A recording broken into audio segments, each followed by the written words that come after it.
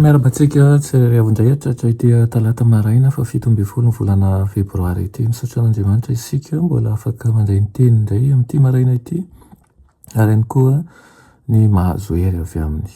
Lohanterantsika ny amofina inanio dia vavaka isika. Ito Andriamanitra eo atolotra ianao ny dera, ny laza, ny asa sy ny voninahitra.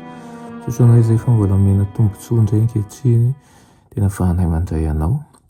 Metezanao tompo hitondra anay eo amin'ny fahamasinana sy ny fahamarinana hatrany. Anaran'i Jesosy, amen. Raha teny mofinainantsika androany dia manao hoe modely tokana ihany. Raha amin'ny Korintiana faharoa toko fahatelo andiny fahavalo ambin'ny folo manao hoe fa isika rehetra kosa amin'ny tava tsy misarona dia mijery ny voninahitry ny tompo toy ny amin'ny fitaratra ka ovana azo an'izany endrika izany indrindra avy amin'ny voninahitra ka ho amin'ny voninahitra toy ny avy amin'ny tompo dia ny fanahy. Amen.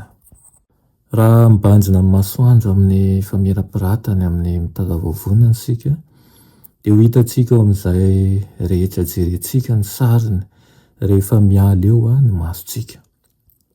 Tahaka an'izany no mitsanga rehefa mibanjina an'i Jesosy isika. Anio ny endrik'ilay masoandro ny fahamarinana izay rehefa jerentsika.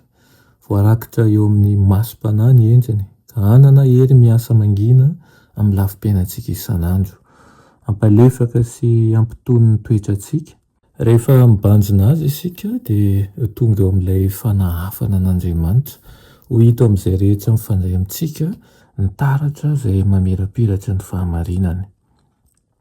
Ohatra tonga lafatra ny amin'izay tokony ho toetrantsika Jesosy. Ny tanjona fantatra ny didiny rainy izy kanefa niaina tao anatin'ny fahalalahana tanteraka. Nanana ny hafanampony izay manana zotom-panahy izy nefa tony sy malefaka ary mahafehy-tena. Nasandratra ambonin'ny raharaha izao tontolo izao izy nefa tsy nanava-tena tamin'ny fiarahamonina. Niara-nihinana tamin'ny mpamory-hetra sy ny mpanota izy. Niara-nilalao tamin'ny ankizy madinika ary nitsotro azy ireny sy nitsotrany azy. Pitiany atsara tarehy teo amin'ny natiora izy ary nampiasaina ny lily mba hanehoany ny tombam-bidiny fahatsorana eo mason'Andriamanitra. Nampiasainany koa hanehoana fahamarinana ny izay mihezinezina ny asany mpiasa tany. Tsy mba nitotongana ho firehetam-po ny hafanampony.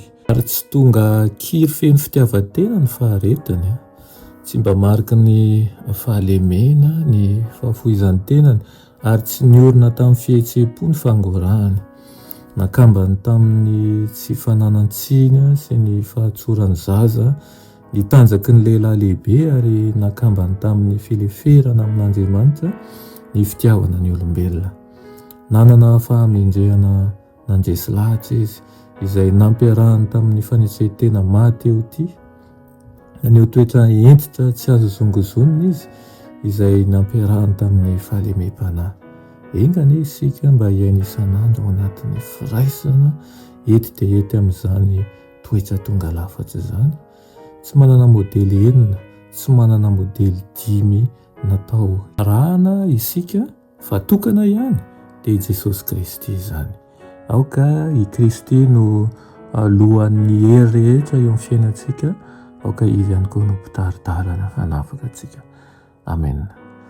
Reto Andriamanitra eo misaotra anao izay ny amin'izany teninao izany. Ampianaro izahay Tompo anao ho modely tokoa amin'ny fiainanay ka amin'izay rehetra atao na amin'izay eritreretina dia ho ianao no anton-javatra rehetra. Amin'ny anaran'i Jesosy. Amen.